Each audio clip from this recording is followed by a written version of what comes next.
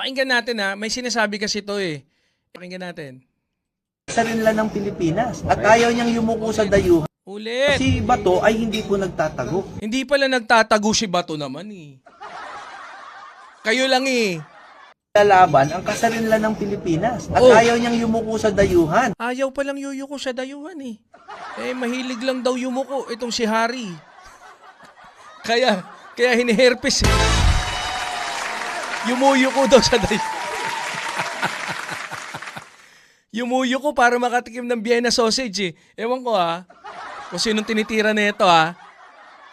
Mukhang tinitira nito siya. Hoy, Harry Roque oh, tinitira ka ni ano. Oh, tinitira ka ni ano. Ni Bondok. Yumuyuko ka daw sa dayuhan eh. Mabuhay ang bakla ng Pilipinas! Yumuyuko ka daw. Gago. Hindi po pagtatago yun. In fact, pagtataguyod. Iba ang pagtatago sa pagtataguyod. Mukhang inang yan. Mapapamura ka na lang.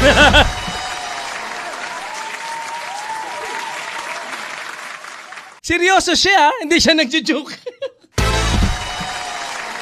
Makitulo ko.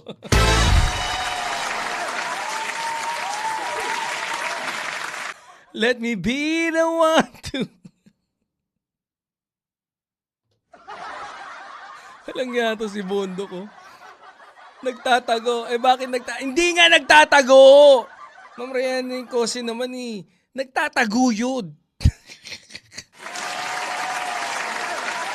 Brain left na. Hindi. Asan yung pansampal natin dito? Patikimin natin ng isa yan. Buhay ka pa ha. Nang-aano ka ha. Nang-aano ka. Oh. Walang yan, no? Nadali tayo dun ah. No, dapat saktoin natin yung muka. Oh, yan. Hindi. Asan na? Oh, yan. Sakto natin muka. Oh. Gago to si Bondo. Si Bato ay Oh, hindi po ulit, isa na lang ha. Seryoso kasi siya. nagtatago. Si Bato ay ipinaglalaban ang kasarinlan ng Pilipinas at ayaw niyang yumuko sa dayuhan. Ayaw pa. Hindi po pagtatago Seryoso yun. siya, oh. In fact, pagtataguyod. Iba ang pagtatago sa pagtataguyod. Tangina, paano nakapasa ng attorney?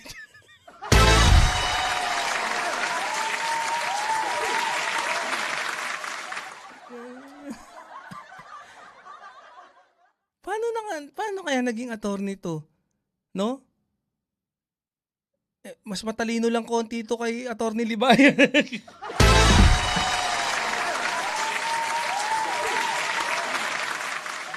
Bobo na abogado. Sa tingin ko nga eh, no? Ba't kaya? Bobo eh. I will charge him with treason. Ayan, parang gustong kasuhan daw ni Marcoleta. No?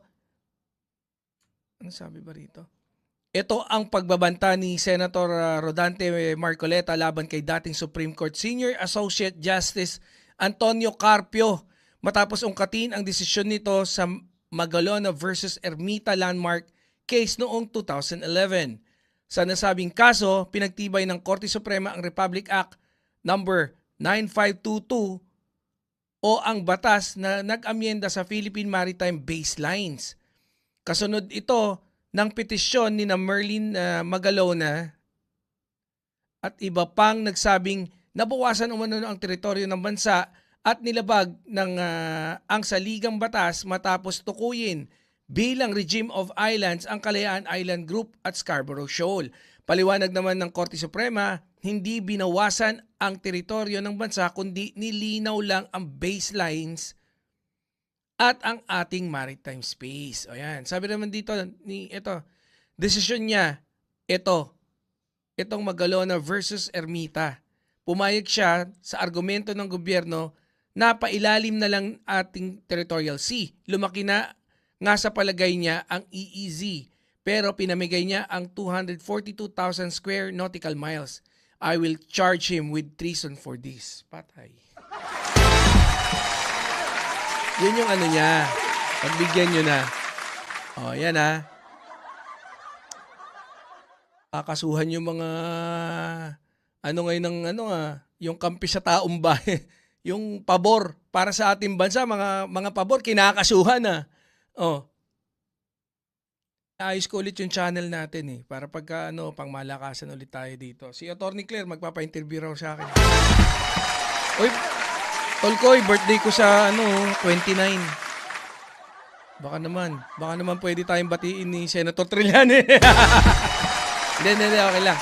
Okay. Senate President Vicente Soto III ang kopya ng indirect contempt case na inihain laban sa kanya kahapon ng isang grupo ng mga abogado sa Korte Suprema. Kaugnay ito ng kritisismo o Handa ko yung banda sa airport Terminal 2. O sige.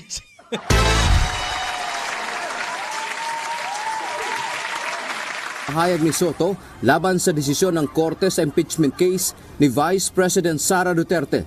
Gayunman iginiit ni Soto na hindi siya nag-iisa sa kanyang posisyon. Anya, maging si dating Supreme Court Associate Justice Adolfo Ascuna at iba pang mga dalubhasa sa batas ay may kaparehong pananaw. Gayon din ang iba pa na naniniwalang mayroong factual errors at ang panganib ng judicial legislation.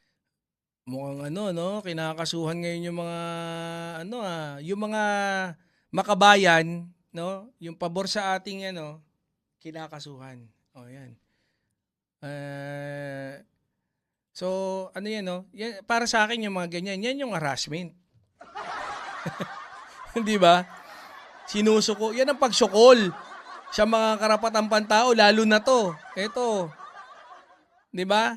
Isang kupal din to Oh.